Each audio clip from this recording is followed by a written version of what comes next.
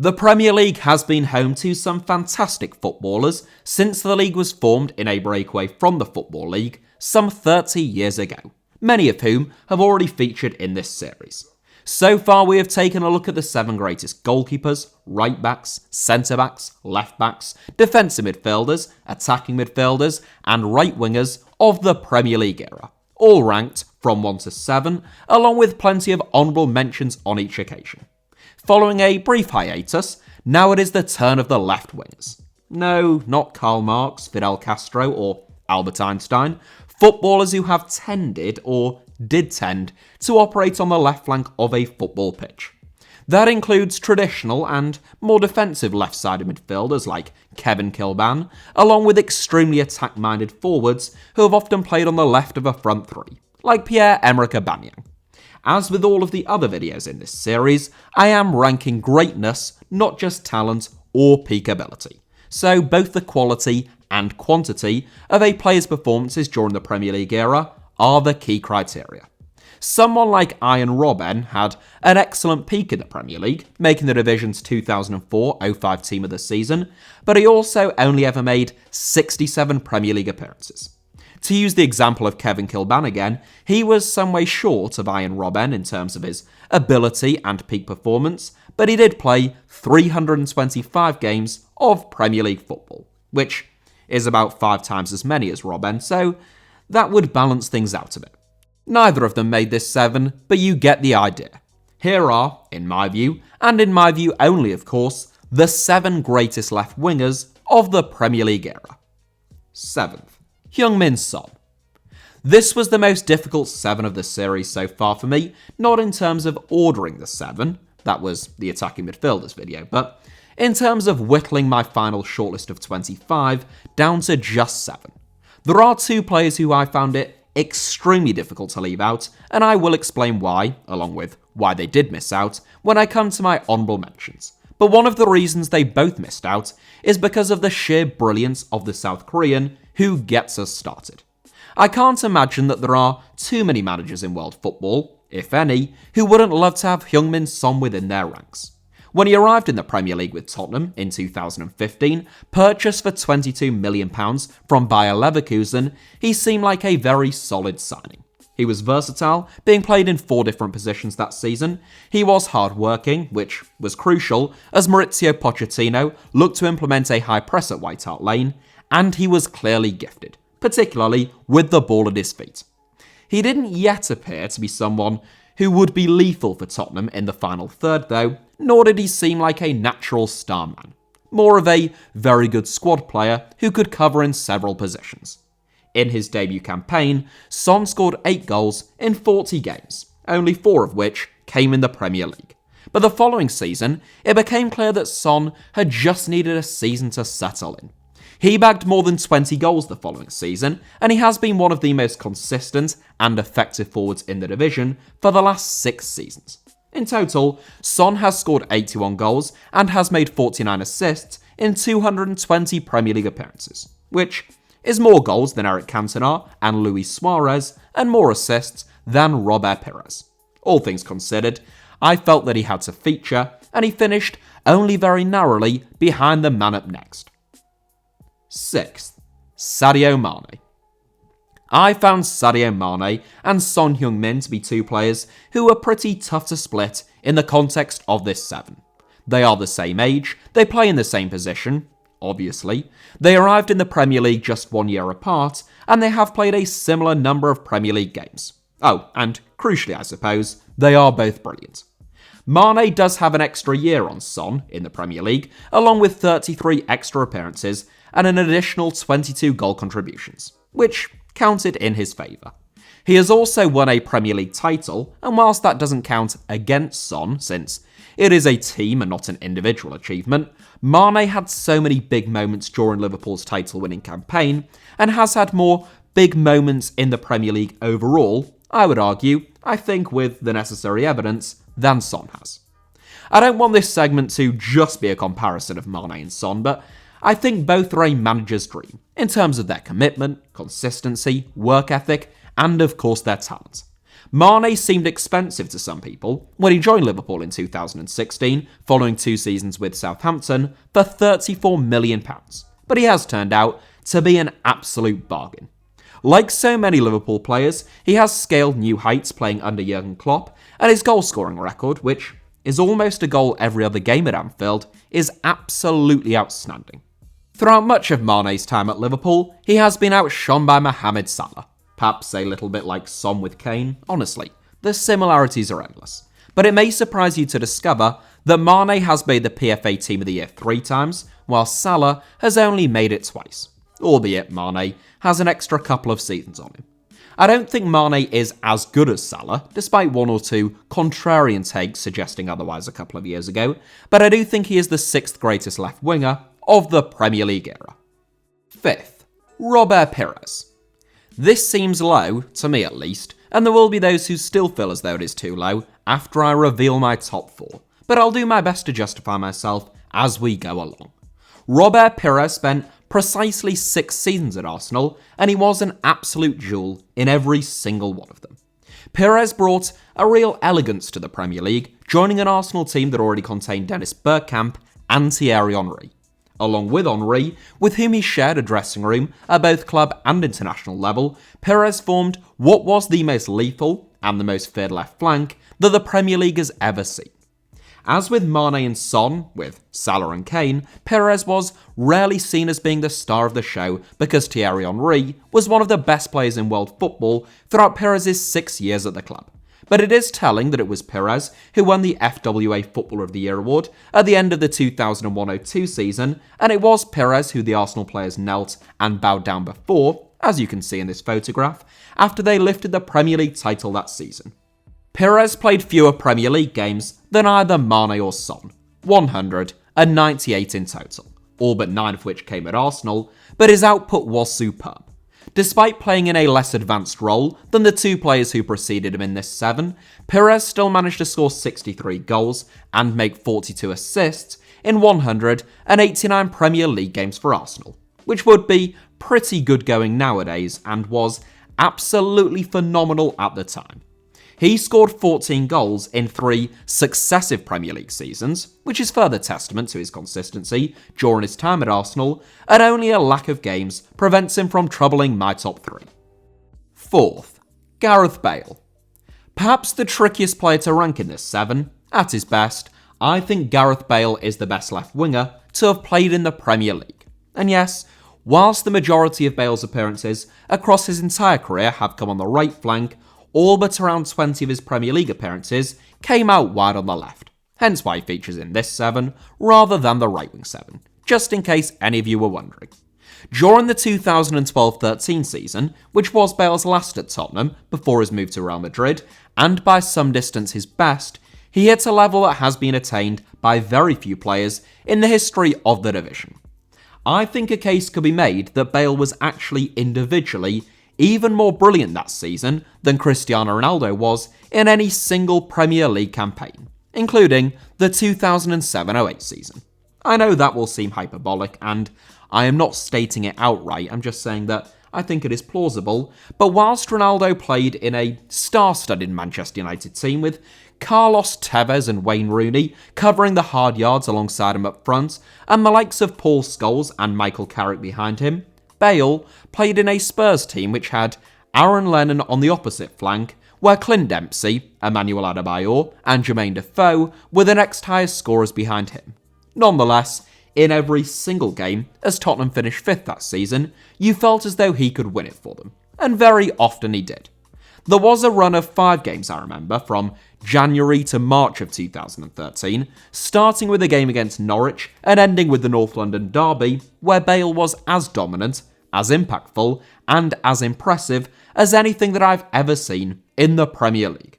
His pace was frightening, he had confidence coursing through his veins, and every defender in the league looked absolutely petrified of him. So that is why he takes 4th, but the reality is that Bale wasn't at his 2012-13 standard or anything like it for the majority of his time in the Premier League. He played the fewest games out of anyone in this 7 in the Premier League, and far fewer than the 3 players ahead of him. So all things considered, based on quality and quantity of performances in the league, I couldn't quite justify putting him any higher than 4th. Third, Raheem Sterling. I know full well that I'm going to get some blowback in the comments for saying that Raheem Sterling is a greater Premier League left winger than Gareth Bale, but that doesn't change the fact that I think it is true.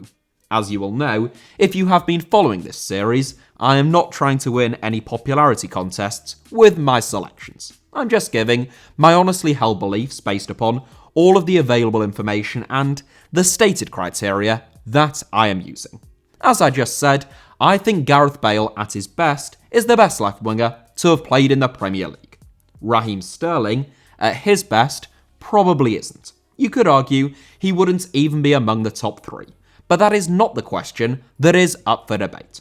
Sterling has played 313 Premier League games, which is almost twice as many as Bale, and he has hit double figures for goals in all competitions for 9 successive seasons, despite the fact that he is still only 27 years old, which is a stat that I will never tire of repeating since I think it is fairly remarkable.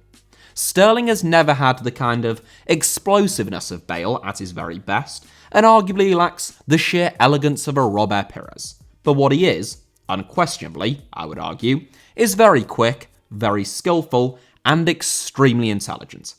I have made an entire video about Raheem Sterling, in the unlikely event that you are interested in hearing me explain why I think he is so good and so often underrated and want to go and watch it. But the condensed version is that Raheem Sterling has perhaps the finest attacking movement of anyone who has ever played in the Premier League.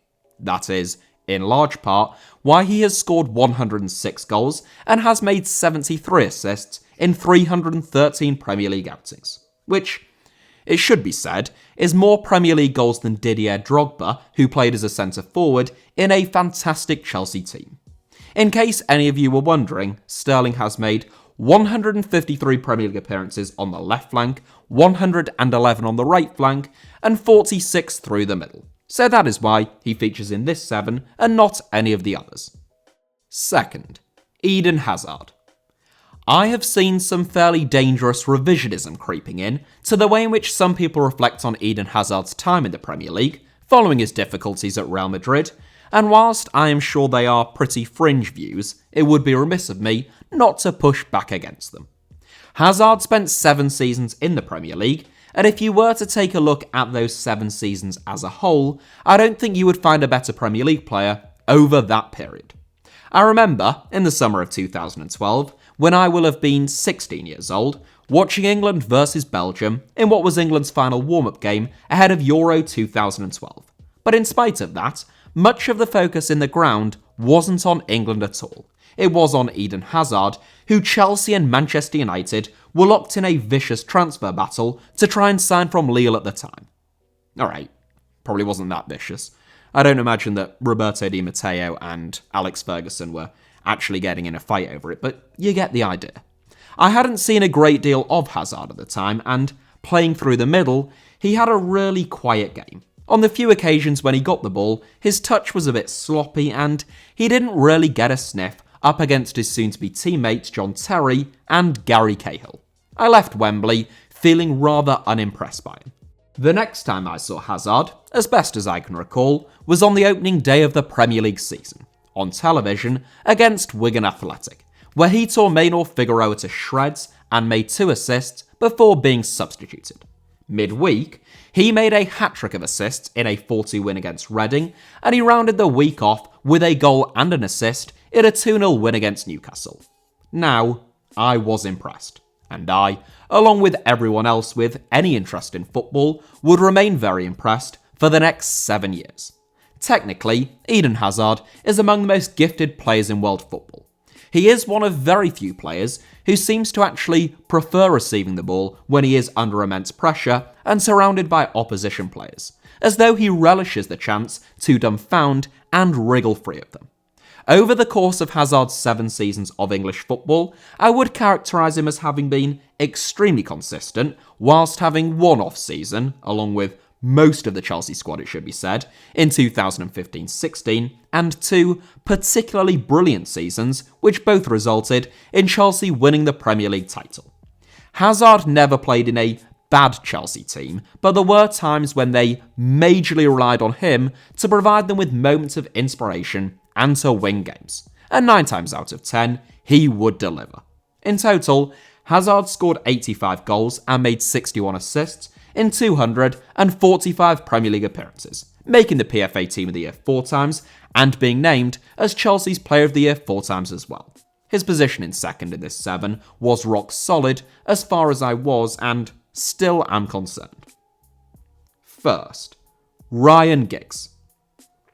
There have been lots of very good Premier League left wingers. Some could even be described with that almost mystical and somewhat cryptic term, world class. But as soon as the words quality and quantity of appearances in the Premier League era came out of my mouth, it ought to have been obvious that Ryan Giggs would top this 7, and that he would make my all-time Premier League 11 that is to come at the climax of this series. Ryan Giggs made 632 Premier League appearances, the second most of the Premier League era, over the course of 21 Premier League seasons, during which time he won a record-breaking 13 Premier League titles. That alone is near enough justification for his place in top spot, but I will embellish you nonetheless. In many respects, there were 3 stages of Ryan Giggs. The first stage was a fleet-footed wide man who broke through incredibly young, was fantastic on the ball, and scored a healthy dose of goals. The second was a slightly more conventional wide player, still quick, energetic and skillful, but also highly intelligent and increasingly a brilliant crosser of the ball. The final stage was a complete shift in Giggs' game once his pace had started to desert him and he moved inside to utilise all of his vision and experience to become a really top-class deep-line playmaker.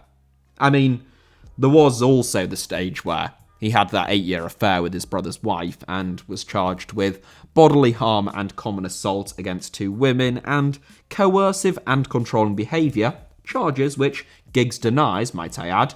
But that stage, or those stages, aren't relevant to his place at the top of this 7, so we will gloss over them just for now. Ultimately, regardless of the content of his character, Giggs was a fabulous footballer, and by far the greatest left winger of the Premier League era. The way in which he changed his game, so subtly and successfully over time, his ability, consistency, and the sheer number of games that he played, along with the number of key contributions that he had during title-winning games and seasons, nobody else can compete. Arguably, in any position, but certainly not in this one. That is it for my 7, but before I leave you, which is the hardest part of every video of course, there is still time to share with you my honourable mentions. I said at the beginning that there were 2 players that I had great difficulty with leaving out, and they were Alexis Sanchez and David Ginola. Sanchez was, for 3.5 seasons, one of the best players in the Premier League, and in the 2016-17 season, he was probably the best player in the division outright. The problem is that after those 3.5 seasons, Sanchez joined Manchester United, where he was terrible, and I don't think that is even being too harsh to be honest, and ultimately, 3.5 seasons, as good as they were, wasn't quite enough to earn him a spot ahead of either Sadio Mane or HeungMin Son.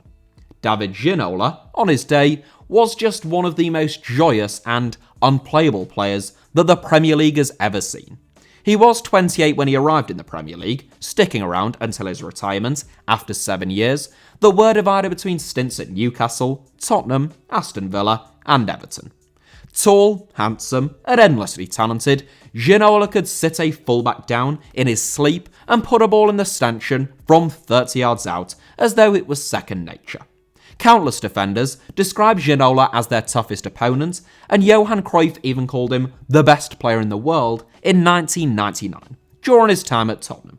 Unfortunately, Ginola could be rather inconsistent. He never came anywhere near to maximising his immense talent, and those 2 factors combined with him playing fewer than 200 Premier League games saw him just miss out to Mane and Son as well. Elsewhere, honourable mentions go to Mark Overmars, John Barnes, Ian Robben, Paul Merson, Harry Kewell, Samir Nasri, Lee Sharp, Stuart Downing, Ashley Young, Trevor Sinclair, Nick Barmby, Kevin Kilban, Lewis Boamorte, Charles Nzogbia, Morten Gamst Pedersen, and Pierre-Emerick Aubameyang, among many others, with the likes of Overmars, Barnes and Robben missing out purely because they played so few games and spent so few seasons in the Premier League. Admittedly, only because, in the case of Barnes, he played his best football for Liverpool and Watford prior to the breakaway of the Premier League in 1992, it must be said. So that is it for today's video, but thank you all very much as ever, from the bottom of my heart for watching. I hope that you enjoyed it.